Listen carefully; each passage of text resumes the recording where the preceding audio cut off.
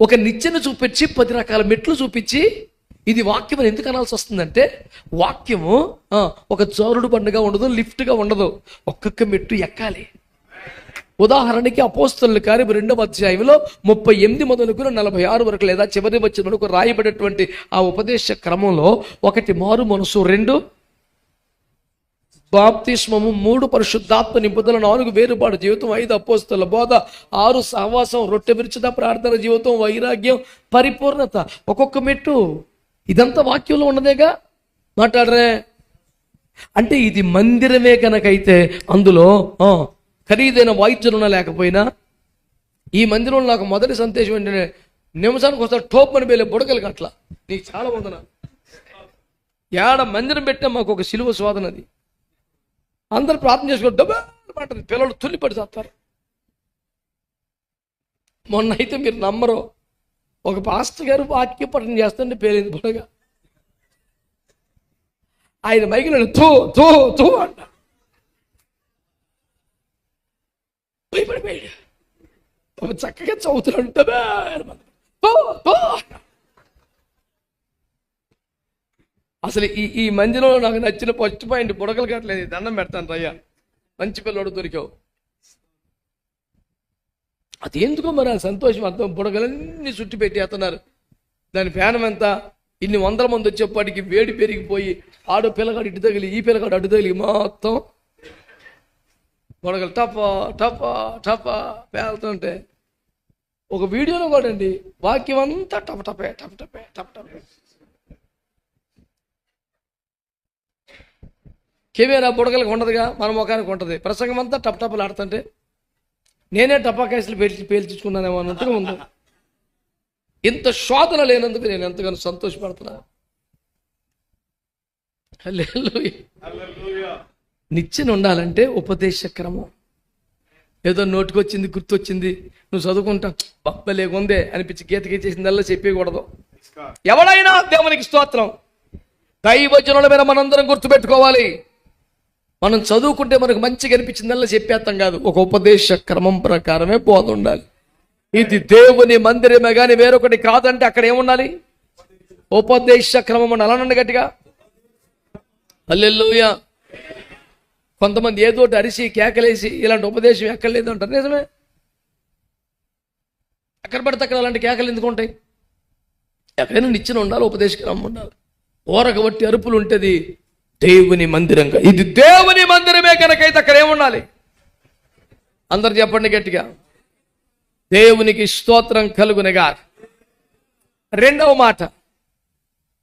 మాట అక్కడ ఆ నిచ్చెన మీదుగా ఎక్కి దిగే దూతలు ఉండాలి అనండి. ఆమేన్. నిచ్చెన ఆకాశం నుండి భూమికి దిగింది కదా, దూతలు దిగుచూ ఎక్కుచూ ఉండాలిగా. అక్కడ అట్లేదు, ఎక్కుచూ దిగుచూ ఉన్నారన్నాడు. దాని అర్థం ఏమిటంటే, ఆ దూతలు ప్రకటన 1:20 ప్రకారం దైవ సేవకులు. ఆ దూతలు ఎవరు? హలో, ఆ దూతలు ఎవరు? ఆ దైవ సేవకులు భక్తుల, మనుష్యుల సమస్యలు, కష్టాలు, ఇబ్బందులు అన్నీ ప్రార్థన అనే ఒక పాత్ర ద్వారా పరలోకానికి తీసుకెళ్ళి సమాధానం, జవాబు, అభిషేకం, ప్రవచనం, వర్తమానం, సందేశం తీసుకొని దిగాలి. ఇది దేవుని మందిరమే అనబడాలంటే అక్కడ ఉపదేశ క్రమం ఉండాలి. 2, ప్రజల సమస్యలను ప్రార్థన ద్వారా దేవుని దగ్గరికి తీసుకెళ్ళి దేవుని జవాబులను దేవుని సన్నిధి నుండి తీసుకురాగలిగిన దైవ సేవకులు అక్కడ ఉండాలి. ఆమేన్ చెప్పండి. కార్పొరేట్ హాస్పిటల్ కట్టినట్టుగా చర్చిలు కట్టి పడేస్తున్నారు. ఇప్పుడు చాలా పెద్ద పెద్ద హాస్పిటల్స్ కడుతున్నారు, చూశారు? దాని ఓనర్లు ఎవరు ఎక్కువ శాతం డాక్టర్లు కాదు. వాని దగ్గర పైసలు ఉంటాయి, హాస్పిటల్ కడతాడు, డాక్టర్కి జీతాలు ఇచ్చి పెట్టుకుంటాడు.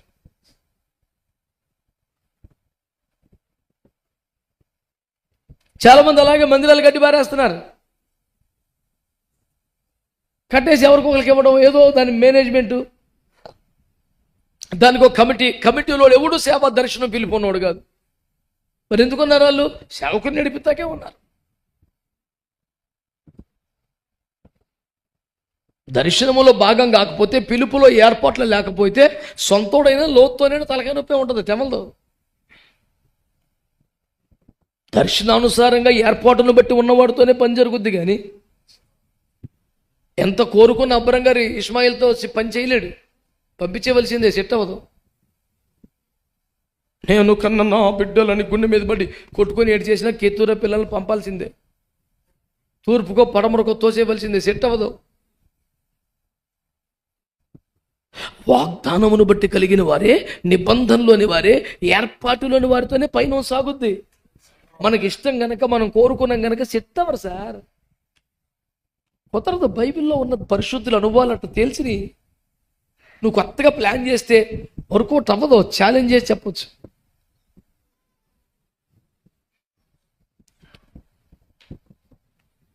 కనుక ఇది దేవుని మందిరం ఇవ్వాలంటే అక్కడ మొదట ఏముండాలి? ఉపదేశ క్రమం అనే నిచ్చెన ఉండాలి. రెండవది, ప్రార్థన ద్వారా దేవుని వద్దకు ఎక్కి వెలుచు సమాధానమును, జవాబులు ప్రజల వద్దకు తీసుకుని వస్తున్న దైవ సేవకులు మందిరములో ఉండాలి. ఆమేన్, హల్లెలూయా. దేవుని ప్రజలారా, అలాంటి సమర్పణ కలిగిన దైవజనులు. అందుకనే దేవుడు మోషేతో, నాన్న నీ టైం అయిపోయింది నాన్న, నీకు వచ్చేసేయి అని పిలిస్తే, నేను వచ్చేస్తాను, ఎలాగో నీ సన్నిధిలో ఉంటాను, నాకు ఇబ్బంది ఏమి లేదు. కానీ ప్రజలు కాపర్లేని గొర్రెలు అయిపోతారు కదా, నా గురించి కాదు. పోనీ సరే, నేను వస్తే ఇక్కడ ఉన్నా అక్కడ నీ దగ్గరే ఉంటాను, ఇక్కడ మేఘం కింద ఉంటాను, అక్కడ మేఘాల మీద కూర్చుంటాను, ఇబ్బంది ఏమి లేదు. కానీ వీళ్ళ పరిస్థితి ఏంటి అని అంటూ ఒక మాట అన్నాడు, నీ ఎదుటికి వచ్చుచు పోవుచుండి ఒక సేవకుడు కావాలి. మంచి ప్రసంగికుడు, మంచి వచ్చుచు అంటే ప్రజల కష్టాలతో నీ దగ్గర రావాలి, నీవు ఇచ్చిన జవాబులతో ప్రజల దగ్గర రావాలి. అలాంటి వాడు ఒకడు కావాలి. దేవునికి స్తోత్రం. ఇది దేవుని మందిరమే కానీ వేరొకటి కాదు అనే సాక్ష్యం రావాలంటే ఆ మందిరములో ఒక సమర్పణ కలిగి ప్రజల సమస్యల కొరకు దేవుని సన్నిధికి వెళుతూ ప్రభు ఇచ్చిన జవాబులతో ప్రజల వద్దకు దిగి వచ్చే ఈ ఎక్కుచ్చు దిగుచ్చు ఉండే అనుభవము కలిగిన సేవకులు ఉండాలి. అలా అయితేనే అది దేవుని మందిరం. ఆమేన్, హల్లెలూయా. మూడవ మాట చాలా మంచిగా అనిపిస్తుంది నాకు. ఆ మూడో మాట ఏంటంటే, అయ్యగారు చదివిన వచనం, భయపడి, అంతేనా? ఆమేన్. ఎక్కడ దేవుని భయం ఉంటుందో అది దేవుని మందిరం. ఎంత రమ్యమైన మందిరం కట్టినా, ఎంత చక్కగా ఏర్పాట్లు చేసినా, ఎంత పర్ఫెక్ట్ ఆర్కెస్ట్రైజేషన్ ఉన్నా, ఎంత సిస్టమేటిక్ ప్రిపేర్డ్ మెసేజ్ నువ్వు చెప్పినా, దేవుని భయం అక్కడ లేకపోతే అది మందిరం కాదు. అదేదో ఒక మంచి హాలో, కమ్యూనిటీ హాలో, ఇంకేదో అవుతుంది. దేవుని మందిరం అంటే గుండెల నిండా దేవుని భయం ఉండాలి. అక్కడ ఒక మాట మాట్లాడడానికి, కూర్చోడానికి, నిలబడటానికి కడుపులో దేవుని భయం ఉండాలి. సేవకుడు ప్రార్థన చేసుకోవాల్సింది ఏం తెలుసా? ప్రభువా, ఈ ప్రాంగణాన్ని నీ భయముతో నింపే ప్రభువా. అల్లరి చిల్లరగా ఆటపాటలుగా వచ్చే వాళ్ళు కూడా లోపలికి రాగానే ఒక దైవిక భయము వాళ్ళు పట్టుకోవాలి. ఎక్కడ దేవుని భయము నిండిపోతుందో అదే దేవుని మందిరం. మందిరములో అన్నీ ఉన్నాయి సార్, ఏర్పాట్లు అన్నీ బాగా చేసాం సార్, దానికంటే ముఖ్యంగా దేవుని భయం అక్కడ ఉండాలి. ఎవడు ఈజీగా మాట్లాడడానికి, వెర్రి చూపులు చూడటానికి, ఎగలికి పక్కపక్కలకి అవకాశం ఉండకూడదు. ఒకలాంటి భయము, దైవికమైన వాతావరణం అక్కడ ఉండాలి. దైవ సేవకుడు శనివారం వస్తుందంటే ఆ సిద్ధపాటు రావాలి. ప్రభువా, ఈ మందిరాన్ని భయముతో నింపండి, వచ్చే ప్రతి ఒక్కరి హృదయము దేవుని భయముతో నిండిపోవాలి ప్రభువా. ఇది దేవుని సన్నిధి అనే భయం వారు లోపలికి వచ్చేలాగే అక్కడి పరిచర్యలు, పరిచారకులు ఉండాలి. అల్లరి చిల్లరగా పిచ్చి పిచ్చిగా ఇష్టానుసారంగా ఉండేవాళ్ళు అక్కడ ఉంటే వచ్చేపోయేకి భయం ఎట్లా కలుగుద్ది? మర్యాద లేని వాళ్ళుగా అయితే, అమర్యాదైన వస్త్రధారణతో ఉంటే, అడ్డగోలుగా సెల్ ఫోన్లు వాడుతున్న వాళ్ళు మందిరంలో ఉంటే వచ్చేవాడికి దేవుని భయం ఎట్లా వస్తుంది? అసలు వాడు ఇంకా ఈజీగా తీసుకుంటాడు. వాడు లోకంలో తిరిగి తిరిగి వస్తున్నాడు, నువ్వు మందిరంలోనే ఉంటివి, నీవే ఎటు తగలబడితే వాడికి ఏం భయం వస్తుంది? చాలా మందిరాలకు వెళ్తే బాధ అనిపిస్తుంది. అసలు దైవిక వాతావరణమే ఉండదు, అంత పిచ్చి పిచ్చిగా ఉంటా ఉంటుంది.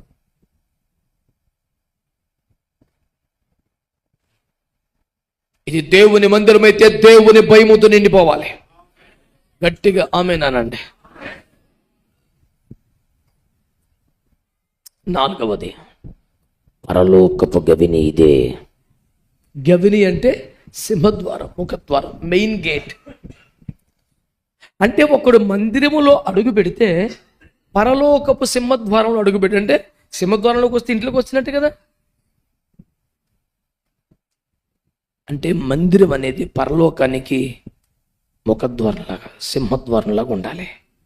అంటే మందిరంలో అడుగుపెట్టిన ప్రతి వాడు పరలోకానికి రావాలి. వారిలో ప్రతి వాడు సియోనులో దేవుని సన్నిధిని కనబడును. మందిరంలోకి అడుగు పెట్టే సేవకుడి బాధ్యత ఏంటంటే వాడికి పరలోకం వెళ్ళకపోయినా పర్లేదు కానీ వేరే చర్చికి మాత్రం వెళ్ళకూడదు అన్నంత కసిగా పనిచేసే పిచ్చి పిచ్చి పాస్టర్లు బోల్డ్ మంది ఉంటారు. అంటే వెళ్తావు చర్చికి, నీకు సువార్త చెప్పింది నేను, నీకు బాప్తిసం ఇచ్చింది నేను, అసలు నేను పరిచయం చేసింది నేను. ఓరి బాబోయ్, గాడిదను నువ్వే విడిపించావు కానీ నీకు కాదా గాడిద, ప్రభువుకి. నా గాడిద అంటావేంట్రా? నీ గాడిద ఎట్ట అయింది? అది ప్రభువు నాకు కావాలను. విడిపించిన వరకే నీ డ్యూటీ, నువ్వు విడిపించినందుకు నీ జీవితం నీకు వస్తుంది. ఎక్కువ మాట్లాడబాకు. గాడిద మీద నీకు హక్కులేమి లేవు. గాడిద నాది నాది అని గట్టిగా అరిచావంటే తోలు వాని కేకలు వినని అడ్డగాడిద నీవైపోతావు అన్నట్టుగా ఉంటుంది. కొన్ని గాడిదలు అంట తోలు వాని కేకలు వినని గాడిద అని రాశాడు ఇందులో. దానికి ఇంక సోయి ఉండదు, బరువు మీద పెడితే వెళ్తామే. లెఫ్టో రైటో స్ట్రైటో స్టాప్ అన్నాడు. తోలు వాని కేక కింద, అది నడిపింపులో ఉండదు, అది ఒక తిక్క గాడిద. అటు ఉండబాకూడదు. మందిరంలోకి అడుగు పెడితే ఎట్లుండాలా? పరలోకపు విని. అంటే మెయిన్ అంటే సింహద్వారంలోకి వచ్చారంటే ఇంట్లోకి వచ్చినట్టే కదా మెల్లిగా. అంటే మందిరానికి వచ్చినట్టు ఎప్పటికీ నరకానికి వెళ్ళకూడదు, అందరూ పరలోకంలోకి రావాలి. అంటే తన చేతికి అప్పగించబడ్డ ప్రతి ఆత్మను పరలోకానికి నడిపించాలి అనే ప్రయాస పడుతున్న ఒక స్థలం పేరు దేవుని మందిరం. ఒకటి దేవుని భయం ఉంటేనే దేవుని క్షమించాలి, ఒకటి నిచ్చెన ఉంటేనే మందిరం. రెండో ప్రార్థన ద్వారా ఎక్కుచు జవాబులతో దీవెనలతో దిగుచున్న దైవజనుడు ఉంటేనే మందిరం. మూడు దేవుని భయం ఉంటేనే. నాలుగు పరలోకపు గవిని వలె ఒక్కసారి అందులో అడుగు పెడితే ఆ వ్యక్తి పరలోకానికి వచ్చినట్టు మిస్ అవ్వకూడదు, అంతగా సేవకుడు ప్రయాసపడాలి. అలా అయితే దాని పేరేంటి చెప్పండి? దేవుని మందిరం. నేను చెప్పిన టైం ఇంకా 4 నిమిషాలు మిగిలింది కనుక సూపర్గా పాస్ అయిపోయాను కాబట్టి ఆ 4 నిమిషాలు వదిలిపెట్టకుండా 4 మాటలు చెప్తాను. యెషయా గ్రంథం 6వ అధ్యాయం ప్రకారం ఏం చదవక్కర్లా. దేవాలయము ధూమము చేత నిండిపోయాను, మందిరము ప్రార్థనతో నిండిపోవాలి. 6వది గడప కమ్ముల పునాదుల చేత అదిరిపోయిందంట ఆరాధన వలన ఆ మందిరం అంతా కూడా. అంటే శక్తివంతమైన స్తుతి ఆరాధన ఉండాలి. ఆమేనండి. గడప కమ్ముల పునాదులు ఆరాధన చేయొచ్చు, మరీ అంత గట్టిగానా చేయాలి. కుదరదంటే సౌండ్ ప్రూఫ్ చేసేయి, కానీ నువ్వు సౌండ్ తగ్గించుకో. హల్లెలూయా.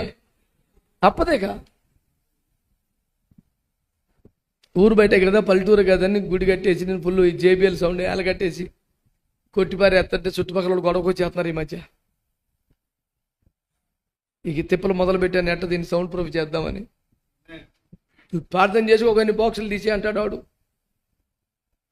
బాక్సులు తీసే దేవుడికి వినబడద్దురా. 100 మందో 50 మందో ఎంతో విశ్వాసం ఇచ్చాడు యేసు ప్రభు, నా మాటలకు వినబడాలంటే చిన్న బాక్స్ ఉండాలిగా. నేను చెప్పే సువార్త ఒకటే,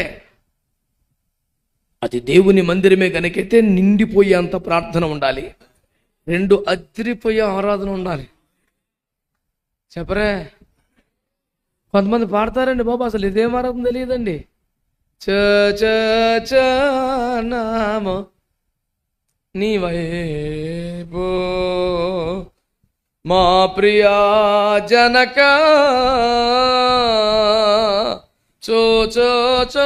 నామో నీ వైపు అంటే యేసు బాబు కూడా నేను కూడా చూస్తాను అంటారా. నీ యొక్క ఎప్పుడు మారతావరా, ఎప్పుడు ఆత్మను పొందుతావురా, ఎప్పుడు ఉద్యమం వచ్చుతురా అని ఆయన కూడా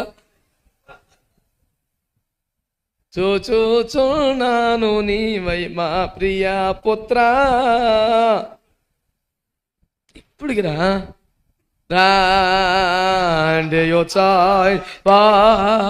దానికి మళ్ళీ వాయిస్ మాడ్యులేషన్ 5-6 సార్లు అంటాడు మళ్ళీ ఆడు. అందులో ఒరే రెండ్రా ఉత్సాహంగా పాడదామని అంత నీరసంగా పాడితే ఎలాగండి? మీకు అర్థమైందా? ఆరాధన ఎట్లా ఉండాలి? శక్తివంతంగా ఉండాలి. గడప కమ్ముల పునాది అదిరిపోయినట్టుగా ఉండాలి. హల్లెలూయా, స్తోత్రం. ఎన్ని చెప్పాను? కేవలం 6. 7 కూడా చెప్పొద్దు ఎట. దేవునికి స్తోత్రం. 7వది పరిశుద్ధపరిచి అగ్ని దిగి రావాలి. నువ్వు ఎంతలా గుడిగట్టు అగ్గి రాకపోతే వేస్ట్. ప్రచండమైన దేవుని అగ్ని అభిషేకం దిగివచ్చాలి. అయ్యో నేను పాపిని అని ఏడుస్తున్న ప్రజల మీదకి దేవుని అగ్ని దిగివచ్చి వారిని పరిశుద్ధపరచాలి. పరిశుద్ధపరిచి అగ్ని రాకపోతే అది మందిరమే కాదు. 8 ఉత్తి అగ్గొత్తే చాలు, దగ్గనకల దేవుని వాక్యము రావాలి. ఏ వాక్యం తెలుసా? పొగిడే వాక్యం, డబ్బులు పోగేసే వాక్యం, కవర్లు పంచి పెట్టే వాక్యం, పీలారా మరి ఇచ్చేవారు కలరా అనే వాక్యం కాదు. ఏ వాక్యం రావాలి తెలుసా? ముఖం పట్టుకొని నువ్వు వెళ్తావా? నా కడుపు కోసం కాదురా, పొట్ట పోసుకోడు కాదు, నా నిమిత్తం వెళ్తావా లోకంలోకి చెప్పు. ముఖం పట్టుకొని అడిగి ప్రశ్నించే వాక్యం కావాలి. దేవునికి స్తోత్రం చెప్పండి. 9 నేనున్నాను ప్రభువా అని సమర్పించుకునే విశ్వాసాలు ఉండాలి. ఈ నవరత్నాలు ఉంటే దేవుని మందిరం. స్తోత్రం చెప్పండి. అదేంటి ఎట్లా ఉన్నారు?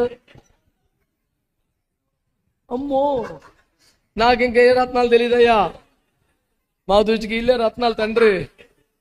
స్తోత్రం చెప్పండి. ఎన్ని రత్నాలు చెప్పాను? నవరత్నాలు చెప్పా. భాష మార్చబోకు. దేవునికి స్తోత్రం చెప్పండి. మొదటిది ఏంటండి?